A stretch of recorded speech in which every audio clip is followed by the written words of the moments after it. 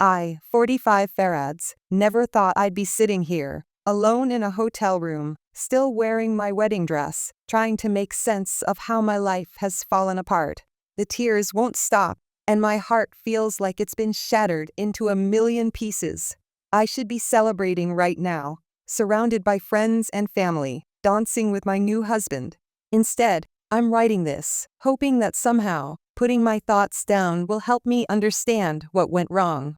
2 years ago, I met him, my fiancé, 43M. It was at a charity gala for my company, one of those events I usually dreaded but attended out of obligation. He was charming, successful, and seemed to understand my devotion to my career. For the first time in my life, I started to believe that maybe, just maybe, I could have it all, the career and the family I'd always secretly longed for. Our relationship progressed quickly, almost too quickly when I look back on it now. Within 6 months, we were talking about marriage. My parents were overjoyed, constantly reminding me that at my age, I shouldn't let this opportunity slip away. "You're not getting any younger," my mother would say, her eyes filled with a mix of concern and hope. Those words stung, but deep down, I knew she had a point. The loneliness I'd been pushing aside for years suddenly felt overwhelming. My fiancé's parents were equally enthusiastic. They're quite traditional, and the prospect of their son finally settling down with a successful woman seemed to tick all their boxes. I found myself swept up in their approval, basking in the warmth of finally meeting societal expectations. It felt good to be the good daughter for once, instead of the career-obsessed spinster they'd always seen me as. The proposal came on our first anniversary. It was picture perfect, a romantic dinner, a stunning ring, and promises of a beautiful future together.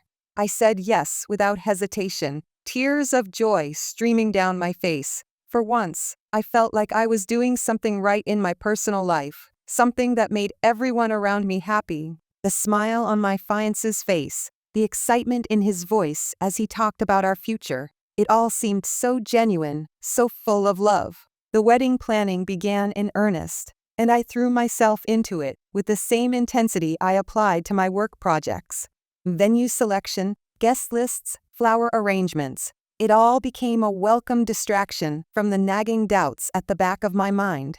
Was I really ready for this? Was I doing this for myself or to please others? But every time those thoughts crept in, I'd push them aside, focusing instead on the joy on my parents' faces or the loving texts from my fiancé.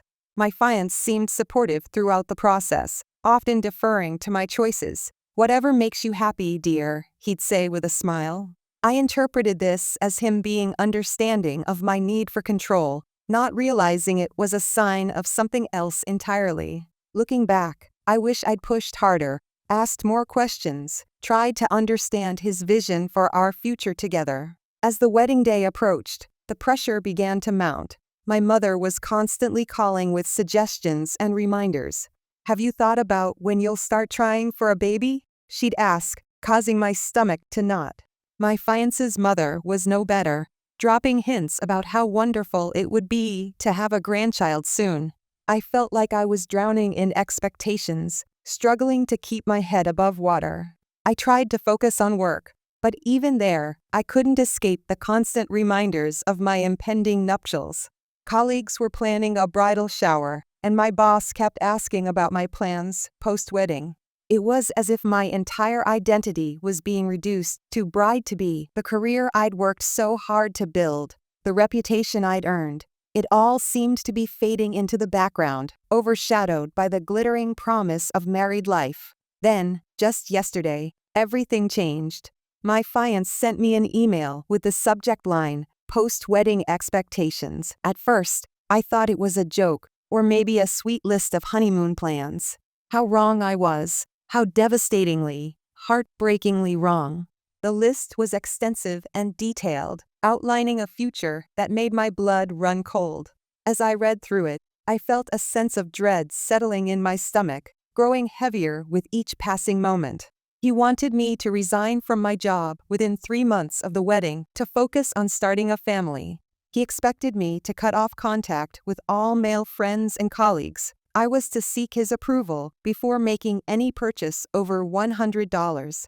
The demands went on and on, each one feeling like a dagger to my heart. Attend church every Sunday and join the women's group, despite knowing I'm not religious.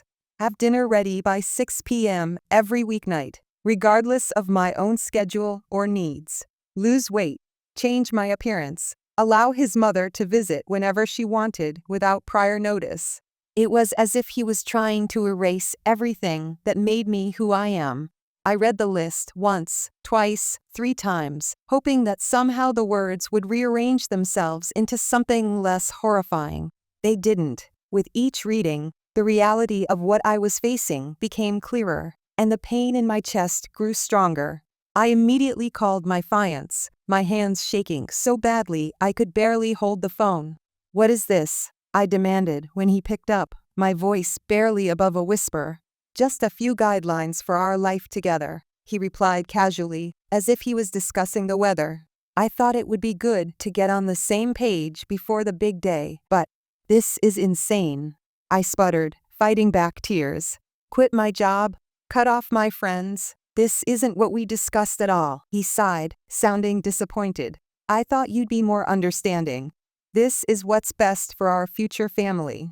You're not getting any younger, you know. It's time to prioritize." Those words, so similar to what my mother had been saying, hit me like a physical blow.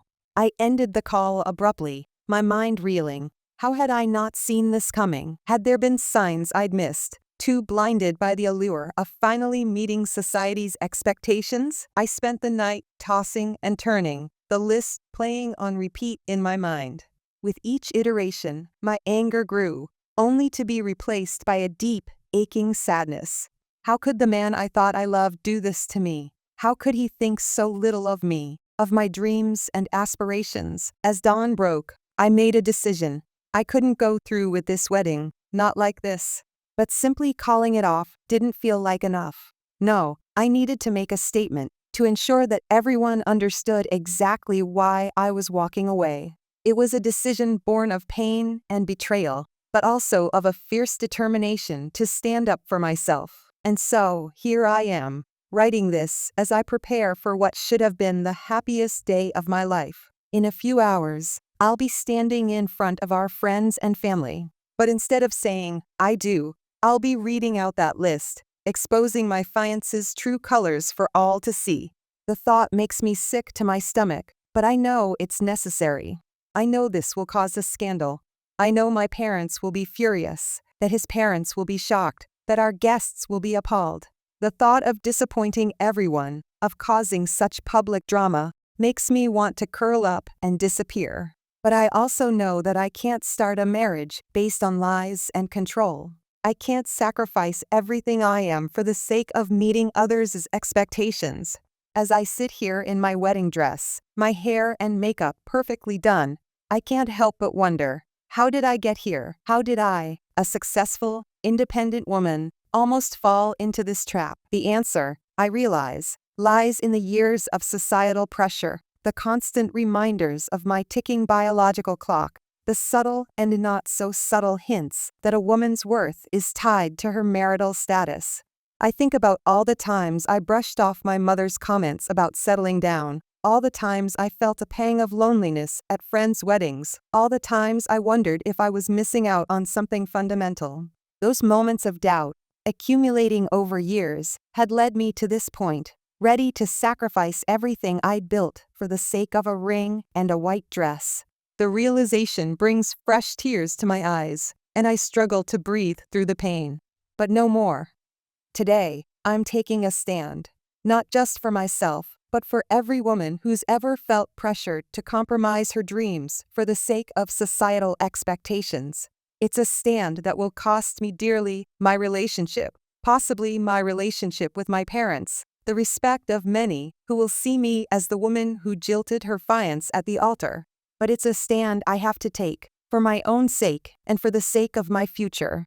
I check the time, 2 hours until the ceremony. My phone is buzzing incessantly with messages from my bridesmaids, my mother, my fiancé. I ignore them all, my heart breaking a little more with each ignored call. Instead, I pick up the list again, reading it one more time, steeling myself for what's to come. As I do, I notice something I hadn't before. At the bottom of the list, in small print, is a note that makes my blood run cold. Failure to comply with these expectations may result in divorce and significant financial penalties as outlined in our prenuptial agreement. I hadn't even looked at the prenup, trusting my fiancé when he said it was just a formality. Now, I realize it was just another trap, another way to control me. The betrayal cuts deep, and I find myself gasping for air, the weight of everything crashing down on me. This discovery only strengthens my resolve, even as it breaks my heart further. I stand up, smoothing down my dress, and take a deep breath. It's time to face the music, to shatter the perfect image everyone has of this relationship. The walk down the aisle feels surreal. The music is playing, flowers perfume the air, and all eyes are on me. I see my fiancé at the altar, smiling broadly. Does he think I'll go through with this? Does he really believe I'll give up everything for him? The sight of him, looking so handsome and happy, makes my heart ache. For a moment, I'm tempted to go through with it, to cling to the dream of happily ever after. But then I remember the list, and my resolve hardens. I reach the altar, but instead of taking my place beside him, I turn to face our guests. The music stops abruptly, and a confused murmur ripples through the crowd. I can see the concern on my parents' faces, the confusion in my fiancé's eyes. Friends, family, I begin, my voice shaking slightly. I know you've all come here today expecting a wedding, but I'm afraid I have something else entirely to share with you. The words catch in my throat, and I have to pause, fighting back tears. I pull out the list, unfolding it with trembling hands. Yesterday, I received this from my fiancé. It's a list of his expectations for me after our marriage. My voice breaks on the last word, and I have to take a moment to compose myself. As I read out each point, I can hear gasps and whispers from the audience. My fiancé tries to interrupt, to grab the paper from my hands, but I sidestep him, continuing to read. Each word feels like a knife to my heart, but I force myself to continue, to lay bare the truth of what this marriage would have been. When I finish, there's a moment of stunned silence. Then, chaos erupts. My mother is on her feet, shouting. My fiancé's parents look shell-shocked. And my fiancé? He's red-faced with anger and embarrassment. "How dare you?" he hisses. "This was private." "No," I reply, my voice steady now, despite the tears streaming down my face. "This was a glimpse into the future you had planned for me. A future I refuse to accept." I turn back to the crowd, my heart breaking as I see the mix of emotions on their faces: shock, disappointment, anger, and in some cases, understanding. I'm sorry for the inconvenience, but there will be no wedding today, or ever, between us. I hope my story serves as a reminder that love should lift you up, not tear you down. That marriage should be a partnership, not a dictatorship. With that, I walk back down the aisle, head held high, even as tears blur my vision. I can hear the uproar behind me, but I don't look back. For the first time in months, I feel a glimmer of hope amidst the overwhelming sadness. As I step out of the church into the bright sunlight, I take a deep breath. The weight of what I've just done hits me, and I almost collapse on the steps. I know the road ahead won't be easy. There will be fallout to deal with, explanations to give, a life to rebuild. The thought is terrifying, and for a moment, I'm tempted to run back inside, to take it all back, and cling to the safety of the life I almost had. But I don't. Instead, I hail a cab, not caring about the strange looks I get in my wedding dress. As we pull away from the church, I allow myself to cry freely, mourning the future I thought I would have, the love I thought was real. Today was supposed to be the start of a new chapter in my life, and in a way, it still is. Just not the chapter anyone expected. It's a chapter filled with uncertainty, with pain, but also with the possibility of rediscovering who I am outside of others' expectations. So here I am, Reddit, sitting in a hotel room in my wedding dress, having just blown up my life as I knew it. The pain is almost unbearable, and the future looks terrifyingly blank. Was I wrong to do this? Should I have handled it differently? I don't know. But I do know that I couldn't have gone through with that wedding, not with those expectations hanging over my head. I guess what I'm really asking is, where do I go from here? How do I rebuild my life after this? How do I face my parents, my friends, my colleagues? Any advice would be appreciated, because right now, I feel both liberated and utterly lost, and I'm not sure which emotion is going to win out. As I sit here, staring at my reflection in the mirror, I barely recognize the woman looking back at me. She looks broken, scared, but there's also a glimmer of something else in her eyes, strength, perhaps, or the first spark of rediscovered independence. I don't know what the future holds, but I know I'll face it on my own terms. It's terrifying, it's heartbreaking, but it's also, in its own way, the beginning of something new. I just hope I have the strength to see it through. Update 1. It's been 3 days since what should have been my wedding day.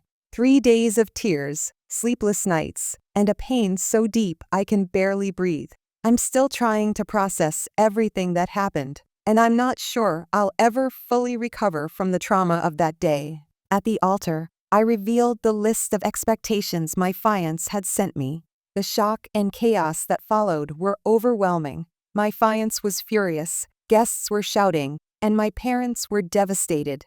I walked out alone, my wedding dress a stark reminder of the life I just rejected. The fallout has been brutal. My parents are furious, calling me an embarrassment. Friends and family are divided, some supporting me, others condemning my actions. The loneliness is crushing. I've lost not just my fiancé, but it feels like I've lost my family too. The future I thought I had has crumbled, and I'm left trying to figure out how to move forward. Yesterday, my ex-fiancé's best friend, 44M, reached out with shocking news. We met at a cafe, where he nervously confessed, "The night of the bachelor party, your fiancé. He cheated on you." I couldn't believe it. He showed me pictures of my ex with his former girlfriend at a club, kissing and oblivious to the world. The betrayal cut deep, doubling the pain I was already feeling. Not only had my fiancé tried to control my future, but he had also broken my trust in the most fundamental way. Now, I'm faced with the daunting task of rebuilding my life. There are practical matters to deal with. We had put down deposits on a house and received gifts from his parents. I've called a lawyer to discuss my options, including the possibility of a lawsuit for emotional distress and how to disentangle our finances. The thought of a legal battle is exhausting, but necessary. At 45, I never imagined I'd be in this position, dealing with the aftermath of a failed wedding and considering legal action against the man I thought I'd spend my life with. The lawyer suggested we might be able to invalidate the prenup, which I didn't even know existed until I saw a note about it at the bottom of the expectations list. It feels like the betrayals keep piling up, each one more painful than the last. As I prepare for my meeting with the lawyer tomorrow, I find myself questioning my decisions. Would it have been easier to just go through with the wedding? But then I remember the controlling list and the pictures of his infidelity, and I know I made the right choice, even if it's the harder path. I don't know what the future holds or if I'll ever trust enough to love again. But I do know that I'm stronger than I thought, and somehow I'll get through this. It won't be easy, but I have to believe that on the other side of all this pain, there's a future where I'm happy and true to myself. To everyone who's offered support and advice, thank you. You've been a lifeline in these dark days. I'll update again after I meet with the lawyer. Wish me luck. I have a feeling I'm going to need it. Update 2. It's been 2 weeks since my last update, and I feel like I've aged years. I'm writing this from a small apartment I've rented, surrounded by boxes of what's left of my life. The legal situation is progressing slowly. We've filed for an annulment based on fraud and misrepresentation, using my ex-fiancé's infidelity and the controlling expectations list as evidence. We're also tackling the financial aspects, house deposits, wedding gifts, and shared accounts. It's a tangled mess, made worse by my ex's attempts to claim I'm at fault for humiliating him at the wedding. The prenup, which I hadn't known about until the last minute, is another battlefield. My lawyer believes we can invalidate it, given how it was hidden from me. But it's another reminder of how blind I was to the red flags. The hardest part is reliving every moment of our relationship, scrutinizing every interaction for signs of deception. The happy memories are now tainted, and I find myself questioning everything I thought I knew. As for my family, the situation has worsened. My parents aren't speaking to me directly. All communication goes through my younger sister, who's trying her best to mediate. Their silence hurts more than their anger ever could. I overheard a phone conversation between my sister and our mother. "How could she do this to us?" my mother sobbed. "What will people think? She's thrown away her last chance at happiness." The words cut deep, reinforcing the feeling that I've lost not only my fiancé but my family as well. My father's silence is perhaps even more painful. He's always been my rock, and now he won't even come to the phone when I call. My sister says he's processing, but I fear I've lost his respect forever. Extended family members have taken sides. Some cousins have reached out with support, while others have made their disapproval clear with comments about family loyalty and honoring commitments. The family divide has made me realize how much of my identity was tied to being the good daughter. Now that I've shattered that image, I'm struggling to understand who I am without it. The weight of disappointing my family is almost unbearable at times. In the midst of this turmoil, I'm trying to piece together a new life. It's daunting, starting over at 45. I've taken a leave of absence from work, unable to face the pitying looks and whispered conversations. Instead, I've rekindled my passion for photography, spending hours walking through the city, capturing moments of beauty. It's therapeutic, allowing me to see the world through a different lens. I've also started volunteering at a local women's shelter. The stories I hear there put my own struggles into perspective and give me a sense of purpose. Helping other women who are rebuilding their lives feels like a way to turn my pain into something positive. But despite these small steps forward, the sadness is ever present. Nights are the hardest. I lie awake, replaying moments from my relationship, wondering how I could have been so blind. I find myself mourning not just the loss of my relationship, but the loss of the life I thought I would have. There are moments when the loneliness is so overwhelming that I'm tempted to call my ex. But then I remember the list, the photos of his infidelity, and I know there's no going back. Still, the thought of facing the rest of my life alone is terrifying. Friends have been supportive, but there's only so much they can do. Many of them are married with families of their own, and there's a gulf between us now that's hard to bridge. Their lives continue as normal while mine has been upended. As I navigate this new reality, I find myself questioning everything. Was I too hasty in walking away? The rational part of me knows I made the right decision, but the emotional part still yearns for the comfort of the familiar, even if that familiarity was built on lies. I'm trying to focus on the future, to believe that there's still time for me to build a life that's true to who I am. But it's hard not to feel like I'm starting from scratch, like all my experiences have somehow been erased. There are small victories. I've started cooking for myself again, rediscovering books I love, music that moves me. These small pleasures feel like lifelines when everything else seems to be slipping away. But then there are the setbacks. A wedding invitation arrived yesterday, a college friend who doesn't know what happened. Seeing those joyful words sent me into a tailspin. I spent the evening in tears, mourning the celebration I'll never have. As I write this, I'm trying to hold on to hope. Hope that the legal issues will be resolved in my favor. Hope that my family will come around. Hope that there's still a chance for me to find happiness, even if it looks nothing like what I'd imagined. To those who've offered advice and support, thank you. Your words have been a comfort in my darkest moments. I know this journey is far from over, but I'm trying to take it one day at a time, to find strength in the small moments of peace and clarity. I don't know when I'll update again. The legal proceedings are ongoing, and each day brings new hurdles. But I promise to check in when I can. Until then, wish me strength. I'll need every ounce of it to get through what lies ahead. Update 3. It's been 2 months since my world fell apart. 2 months of legal battles, sleepless nights, and an emotional roller coaster that I wouldn't wish on my worst enemy. I'm writing this update from a small cafe, watching the rain patter against the window, feeling a strange mix of relief and melancholy. The legal proceedings are finally over. My lawyer called yesterday with the news: we won. The marriage has been annulled, the prenup invalidated, and I've been awarded a significant settlement. I should feel victorious, but instead, I just feel empty.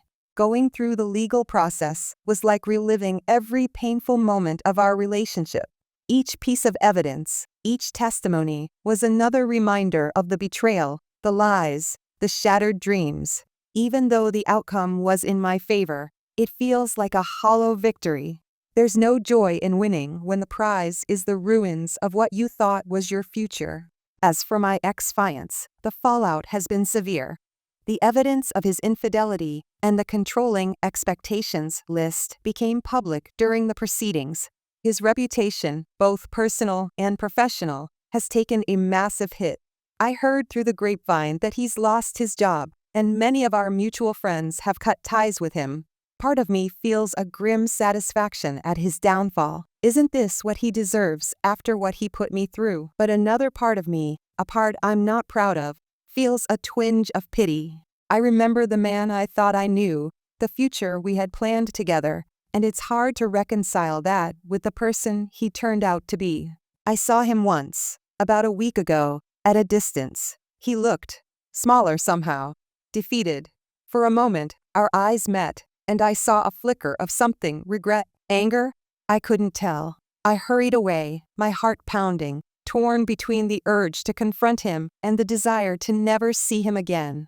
As for me, I'm slowly, painfully, putting the pieces of my life back together. The settlement means I'm financially secure, which is a relief. But money can't heal the emotional scars or fill the void left by broken trust and shattered dreams. I've started seeing a therapist. It's hard, dredging up all the pain and anger, examining my own role in what happened. But it's also helping me understand myself better, to see the patterns that led me to this point.